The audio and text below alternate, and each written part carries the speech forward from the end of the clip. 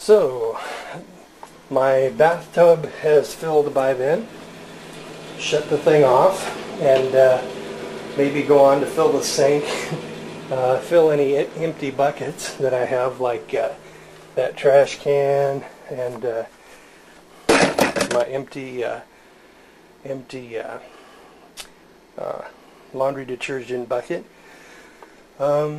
Then, I don't know if I said that I would pull my garden in, but I would actually grab everything out there and bring it inside, because if we're not really downwind from the cities, the wind just doesn't really blow that way.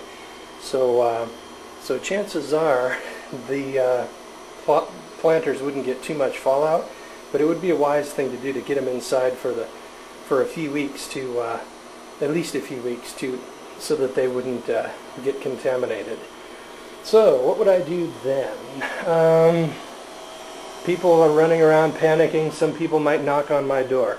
Now what would I do if somebody's knocking on the door? I would probably answer it, but I would be wearing my pistol by then. And I would then just tell them to get back inside. I would just basically quickly tell them, you have a choice: either bug out, try to get out of town, or hunker down and don't go out too much, because there will be things like possible fallout coming down and stuff like that. But then I would shoo them away, get that door closed, and get back to my preparations. Then, let's see, what would I do then? I'd, of course, run around the condo 3 or 4 times in panic, which is a requirement in situations like this. So then I would frantically dig through all of my stuff, because I have potassium iodide pills in here. Pro Kit, it's called.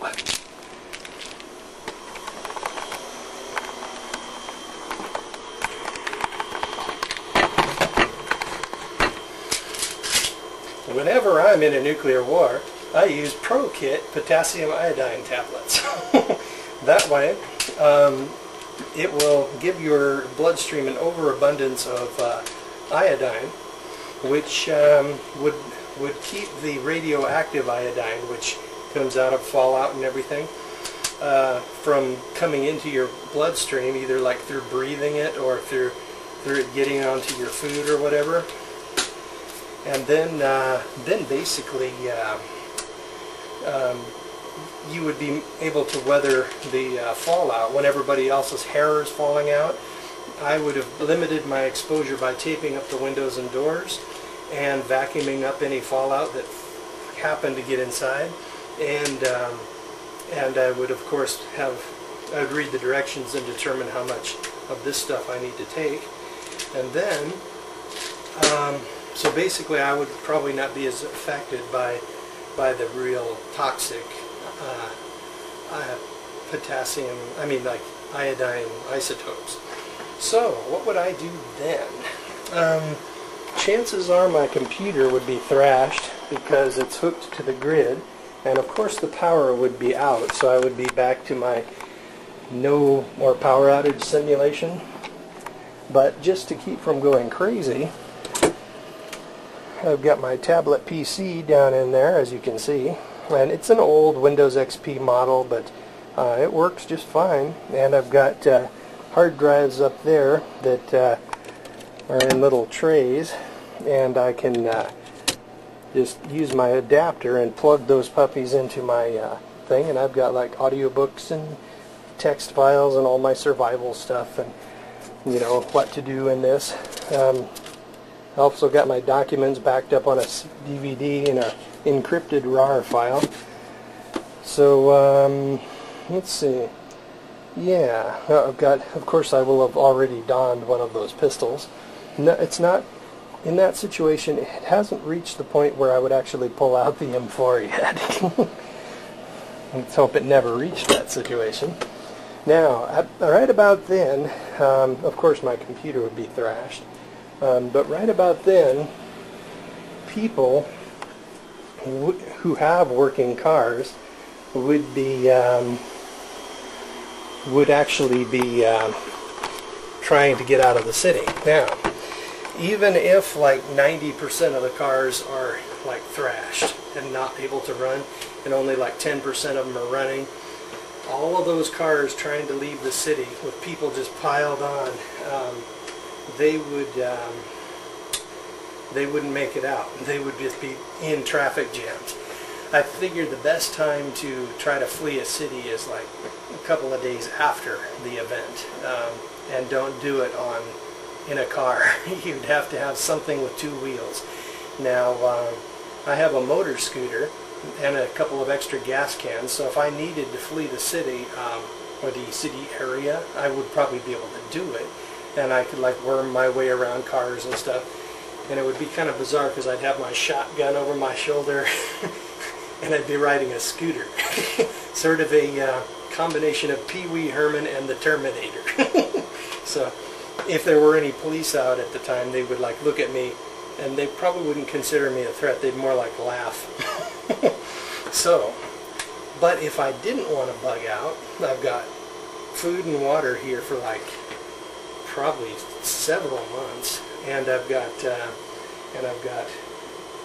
once the fallout settled after a few weeks, I'd be able to go over into the corner of the condo complex and dig up my this little natural spring we have here, clear it out until it runs clear, and then I could get some, fill a couple of those 5-6 gallon buckets, and I could run them through my purifier. I've got like a industrial water purifier with this big bag and bleach and all that good stuff, so I could purify thousands of gallons of water. So water wouldn't be much of a problem. So and any particles of fallout or whatever wouldn't be coming out of the spring. They would be on the surface, like rivers and stuff like that. So that spring would probably be a real serious advantage for the people here. Now, a lot of the people in the complex would probably have panicked and tried to flee the city on foot, and if that's the case, as soon as they got nailed with some fallout, they'd get sick halfway there, and they just never would recover. They'd be history. So there'd probably be only like maybe 20% of the people as usual in this complex. So what to do then? If I chose not to bug out, and I chose to like stick right here, I would probably begin organizing some kind of neighborhood watch with all of those little Midland handsets, and take an inventory of everybody here who has firearms, and then roll the cars in front of the gates to keep people from coming in. Post an armed guard at the gate with or two with those Midland radios, and then maybe establish a command post at the cabana, so that we would be able to, of course, alert all the other people who are armed. We probably have several, and then if there was like somebody trying to get through the main gate, by force. Now, what about food? What would I do when all of my neighbors, city people, as I am, what would I do when they all start getting hungry? Well, first thing I would do is I would arrange to put some of this stuff away. I've got plaster and drywall material. I can open up the walls and throw some of that in there. I got a couple of dead spaces that I can put stuff in.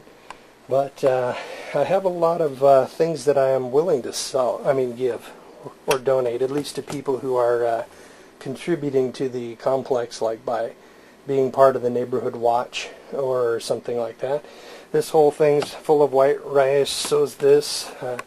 Then of course I've got these bags of white rice stacked to the ceiling, a couple 100 pounds there. I've got more in the storage locker, but I don't know if I'd be able to access it, so I'm not going to count on it. Then, massive tuna fish and whatnot.